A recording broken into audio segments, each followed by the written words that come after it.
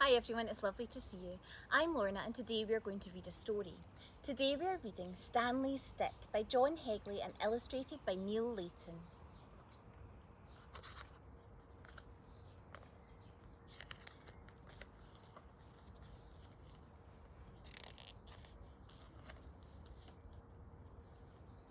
Stanley stands on Stockport Station with his stick. Stanley always carries his stick with him.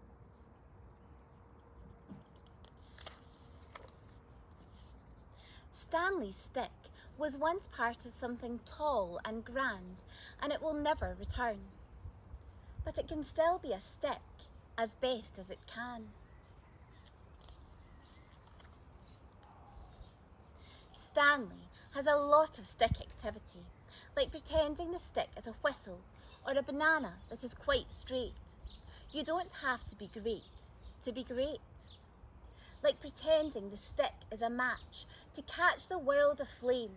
There is game after sticky game. Look, it's a dinosaur that isn't extinct. It's a Stickosaurus.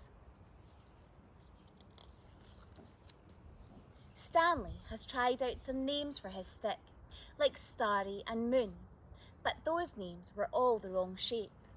For a while he liked Sturry, but that is better for a spoon.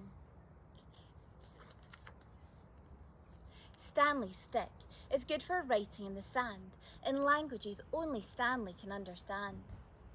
And 4 times now he has used his stick to pick up slugs from pathway, platform and pavement, thus saving them from a fate worse than feet. Stanley's friend Bertie has some string, and sometimes they tie the string to the stick's end and go pretend fishing. Because the fish are pretend, no fish get hurt, says Bertie.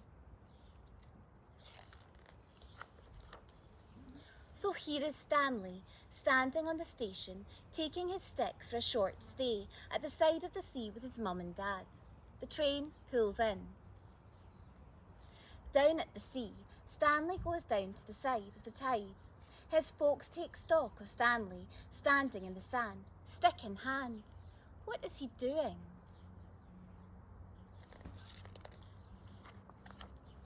Maybe the boy thinks it is time for the stick to be taken for someone else to enjoy. Stanley hurls his stick into the wide tide. Gosh, what a tiny splosh for something that has been so big in Stanley's days. The sea picks up the stick and tucks it into itself.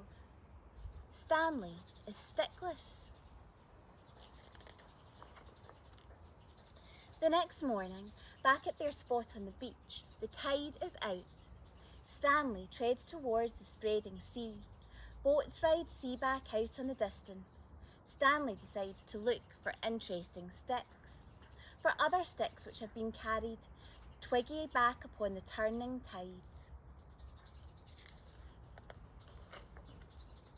Soon, he stumbles upon a stick alone upon the shore. It is quite different from the stick he had before. It is wonky. This stick is an unusual saxophone. Stanley thinks of home and begins to blurt a tune for Bertie. Now Stanley stares at the sea through his stick telescope. It is wonky. And this stick Stanley knows the name of. It is called Fantastic. Stanley's Fantastic. The end. See you next time.